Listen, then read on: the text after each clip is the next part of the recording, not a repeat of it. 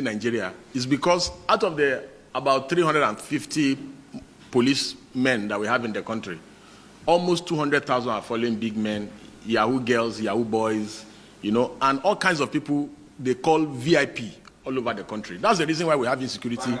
Yes, vagabonds who have access to cash.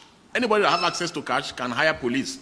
Go to a nightclub in Lagos or in Abuja, you see young boys with 6, 7, 8 mopole going up and down. All the celebrities in Nigeria have mopole attached to them. All the governors have mopole attached to them. The deputy governor, their wives, their girlfriend, their concubines, all have mopole attached to them. Side chicks all have mopole. So this is the reason why we're having insecurity in the country. So let's stop beating around the bush as if we don't know why they are killing people in Benue, in Plateau, in Kwara, in Gombe. Because there was an incident in Gombe as well. It's because there has been a collapse of policing in the country. The police are now busy looking for money. The other 150,000 that should be policing internal security, they are collecting bribe on the road. So nobody is really policing in the country. Nobody is policing. That's why we have insecurity in the country. The police have abandoned their constitutional responsibility of policing, and all they're interested in is revenue generation to maintain the divisional police heads. Because the money meant for the divisional police heads are stolen by some people. So the DPO now has to find a way to fuel the car for patrol. So they need to find a way to fund the police stations. If we address corruption, insecurity will stop. Yes, we concede that the VIPs need some form of protection. So it will be unreasonable on our part to say, oh, don't protect the VIPs. Even in America, the VIPs are protected. I'm making 2 recommendations. Number 1, let us use the elite corps of the civil defense to protect the VIP. The elite corps of the civil defense to protect them. The police must go back to policing the nation. That is the only way that we can stop this growth of terrorist groups all over the country. Number 2, if we have reached a consensus that security agencies have failed, let us allow people to carry guns. Let us give license for citizens to carry guns. Like in America, if we all own guns, who will come to a community in Plateau to terrorize anybody? Who will come to a community in Benue to terrorize anybody, or in Plateau, or in Kwara? So the basics, if the police and the government are not ready to remove police officers from the VIPs and allow police officers to go and police the nation, then we should reach a consensus that, oh, we have failed as a nation. Therefore, let us allow license for citizens to own guns. Thank you. This is my take. And A.K. Musa will now give his take, and we'll call it a day. Okay. Decentralized policing. I've always been an advocate of not only state police. I'm in support of state police. I'm in support of campus police. I'm in support of every community even having their village own village police. I live in a village in the US that has 3,000 people. They have a police department with more vehicles than the Ondo State Command of the Nigerian police. And anything happening to you, they promise you that in 3 minutes, they'll get to your house if you call the emergency number. So, but a lot of people are fearful that if governors have access to state police, they will use it against their opponents. Governors are doing that even with the national police. Governors are doing it with vigilantes. Basically, Nigeria is already having non-state actors that are being used as state police. The Anambra state government has an Aga chamber, what do they call it, whatever, Agana chamber. The Ondo state government has what it calls... No, Ondo state has Amotekun. The Southwest has Amotekun. But where the question lies is not just having state police, it's equipping them and paying them and training them properly. And that's where the federal government comes in, to be the regulator of all this policing across the country. Such that if, for instance, a police unit and a state goes rogue, the federal police can come in and take it over, investigate and purge that. But we need policing at every level, at every level of any community, because people police themselves better when they know who their policemen are. But transferring somebody from Borno to go and police somebody in the Niger Delta region is not policing. At all. That is imposing policemen on people. So let the people democratically also select their police. and let them police themselves, but we must have oversight. That's where I differ. It's like there must be thorough oversight so that all these criminally intentioned politicians do not use that to abuse and violate people's rights. So that's all I would say with regards to that. I welcome all that. Gentlemen of the press, we are here this afternoon to address a press conference on burning national issues that borders on most specifically insecurity. So it's a press conference by a coalition of Nigerian patriots on the emerging narrative of genocidal killings in Plateau, Benue State, and most Middle Belt communities in Nigeria. In recent weeks, gruesome killings have escalated across Plateau, Benue, Nasarawa, Kaduna, Kogi, Kwara, and a few parts of the Northwest, with coordinated attacks, destroying lives, property, and livelihoods. Unfortunately, official narratives downplayed the severity, often contradicting first-hand accounts from affected communities. We are particularly alarmed by statements from federal officials like Bayo Onanuga and Daniel Bwala.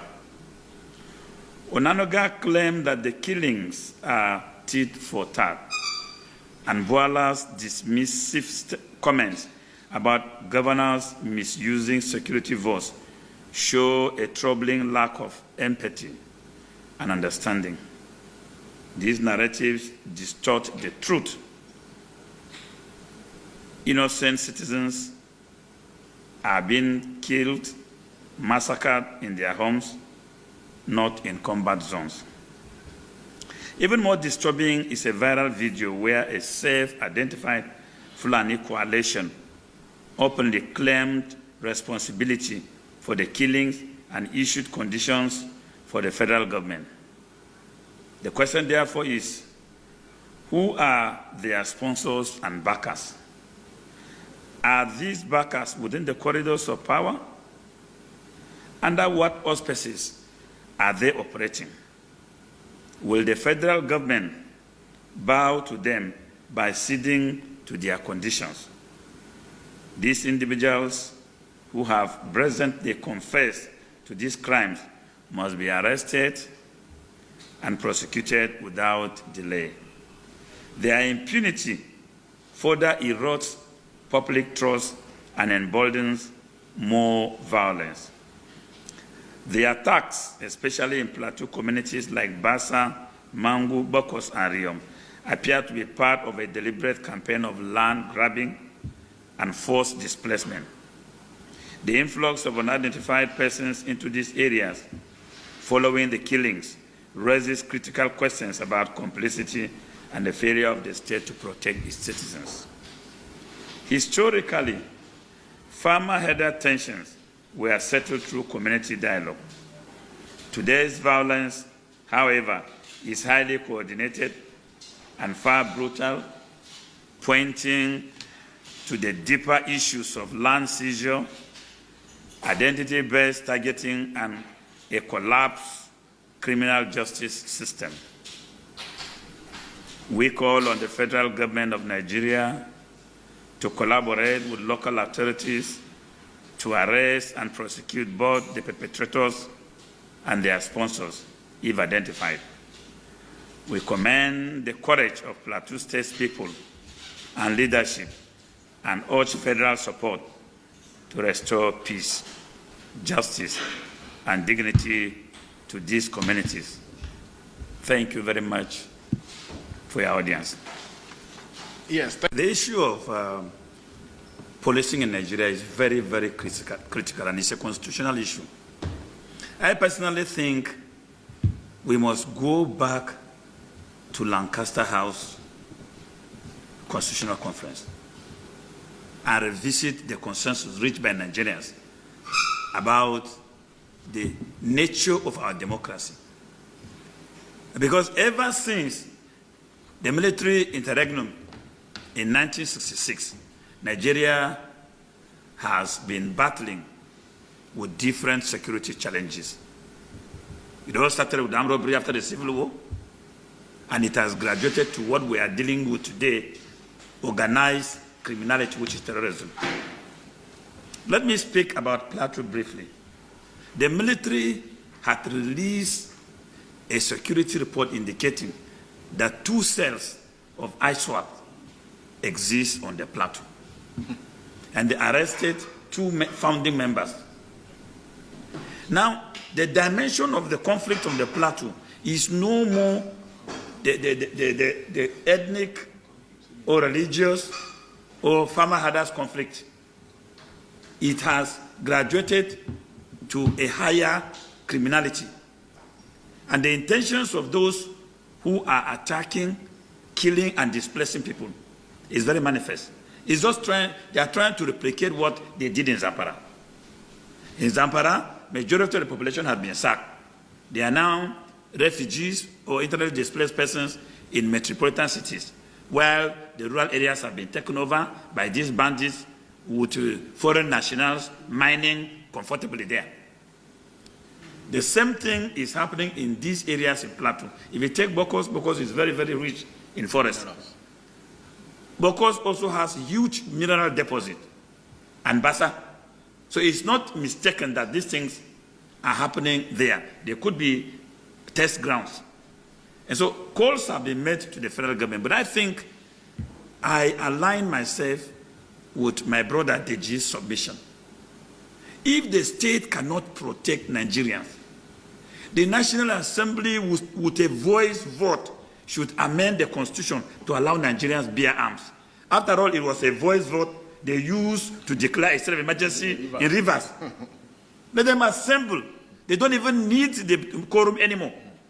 10 of them, just like they did in the Rivers situation, can assemble with a voice vote and then amend the constitution so Nigeria can bear arms and protect themselves. Nigerians, there's something wrong with us, and it's really deep. It's a problem. We always want to put feelings over facts, and the law is no respecter of feelings.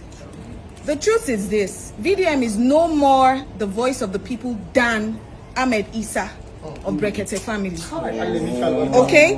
We see how Ahmed Issa has been representing the people for over 10 years.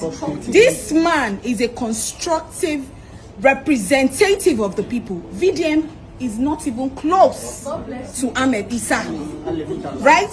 When Ahmed Issa did a crime and slapped somebody, he was picked up. Yes, he was picked up by the law.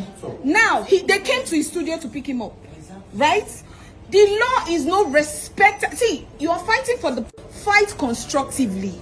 VDM has cases upon cases on his head, over 40 of them, and you think you can flounce and walk up and down and nothing happens to you? What do you do? What does that register in the head of the average Nigerian? Is we are lawless, and you can just misbehave, and as long as the people are rallying around you, you do whatever you like. No! And I would say a big no to it, because it doesn't make any sense that someone of his stature, I'm coming. Do you know that for VDM to even post with 4 point how many million people to say the Igbo people are being looked down on, that whole e-money stunt, he can create a state of anarchy because he has following. He's lucky he was not picked up by the DSS. So let's stop these sentiments, and if we want a better Nigeria, the law is the law. You can hate VDM for whatever reason. I don't follow him on social media, but you can hate him. But the truth is, whether you do he big pass you, be say he big pass you. You see, there are facts that must be stated clearly. You are talking about Ahmed Issa. You see, everybody has followership, right? I said, how was he arrested? People had made utterances in Nigeria that is 10 times worse than what VDM had said. There was a time a presidential candidate in Nigeria said he was going to make the country ungovernable. And that was not big enough. Now, it is also important that we understand the age at which VDM is. You see, you cannot know more than your generation. This is his generation. This is how he can react. And of all of this, have you looked at his merits and his demerits? Of course, we are not expecting everybody to like him. But on this particular issue, However, the EFCC has gone to carry out their arrest is faulty, because we have also had how agencies of government go around arresting people on the street. Very unlawful, very unprofessional, and that's the point. We cannot continue to encourage it, because first, citizens are much more important. There is no law without a people. So the laws are for the people. Okay. And so we must consider that, and for me, it's important. Go north, go east, south, and west. The mode at which EFCC went about this particular issue is a no, no, and no. Thank you. Understand something. Social media no be court. Okay. Right?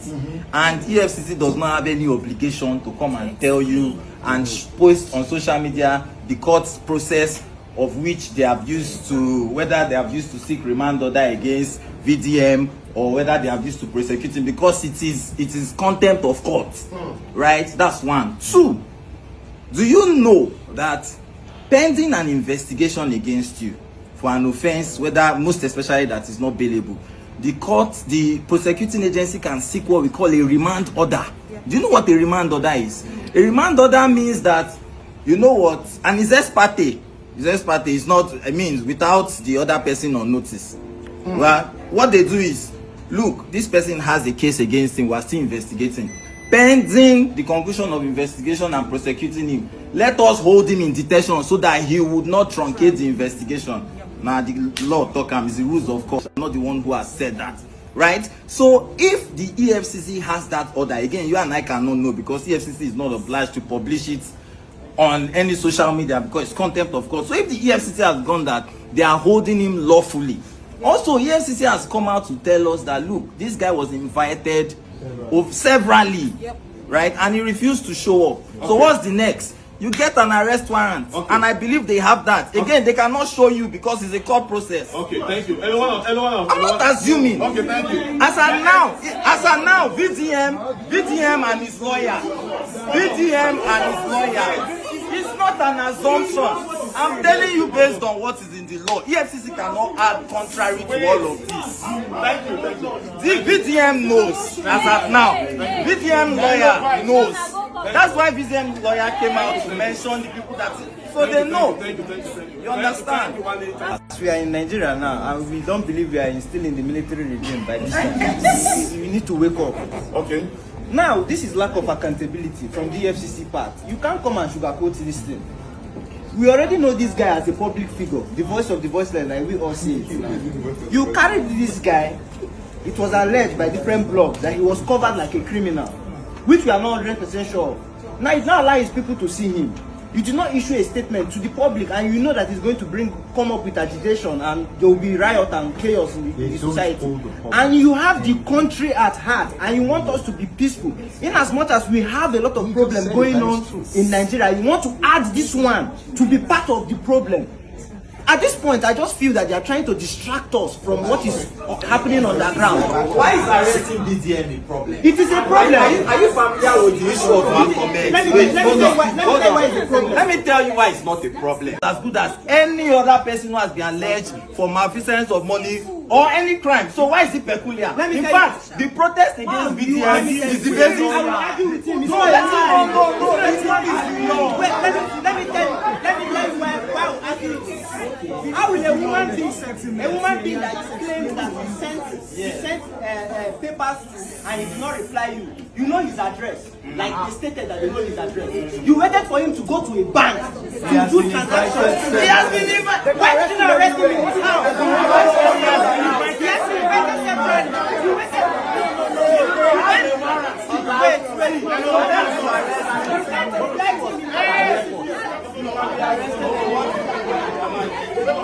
First, I feel bad when people say VDM was arrested. VDM was not arrested, he was kidnapped. Thank you. That's first. Number two, as a people, the biggest problem we have in this country is the interpretation of our law.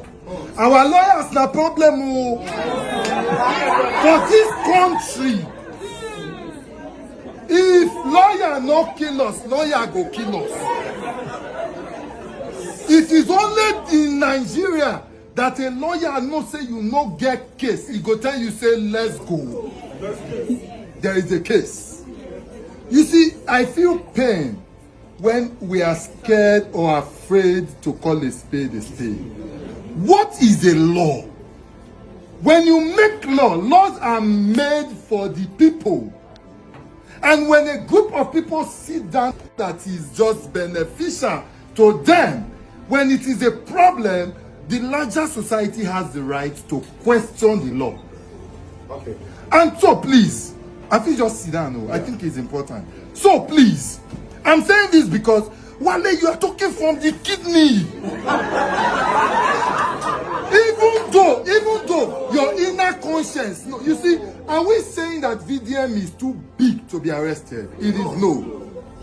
Just like any other person. Just like they did to Russia Sokorosha, break into his house from the ceiling. We have all had issues where people had cases in the police where they write you know, some police, your IPO go even call you for phone. Say, we want to see you when you fit come. You'll say, okay, I'll not get chance today, next week. Do you understand? No, even ordinary people, they do it. Okay. But now you are claiming that he has been invited on so many occasions and he did not show up. And then the best way for the law enforcement agencies to go and pick him is the way they acted. No, and please, Kay, let me add. From the yes, now you said the topic, you know, say go hot. Now, from the report we had with people who were with VDM, as a lawyer, you also know that he has rights to his property. They forcefully took his phone, took his password without his consent. And why are some of us frowning against it? If we do not speak, as all of us there, so kidnappers will just enter. Carry people say there be DSS, there be DSS. And because we are used to their operation at that level, we go think so until you go here and say you dey pay ransom. And so it is wrong, and we must speak against it. The way they went about it, it is wrong. There is no kind of law that justifies it. Don't forget that the last time EFCC went to someone's house to arrest a young guy, they lost one of their men, isn't it? Okay, now, and you're now telling the same EFCC to go and arrest somebody that has the balls to call the president names. If you get something by his side too, so, and the EFCC can arrest anybody at any place at any time. So and they make sure they arrest you in a place that you least expected, so that their work can actually go smoothly. Secondly, all this, he was kidnapped, he was covered. Is there any pictorial evidence or video evidence for all of that? It's just speculations. So let's not say that. Calm down. And again, you did it. People always go to social media to say all wrong sort of stuff just to get the audience and to get sympathies from followers. This same VDM, because of his arrest, a lot of people have lost their job in GT Bank because they are withdrawing their money. Do you know how many family members are being fed under GT Bank? How many? So if you are thinking this man is doing the good for you, the way you agitate and the way you protest should be constructive and very sensible. But say the truth in a very good way. You don't need to insult anybody and feel those people will sit down and encourage other people to come and be insulting them the same way. How do you say the truth in a very good way? So now, for instance, the government is bad, the economy is bad, yada yada yada yada yada. Come out clean and tell Mr. President, these are the things that need to be done. You can't go as far as saying the people in your cabinet are useless, their head is dumb, yada yada yada yada. Listen to me, my dear sister.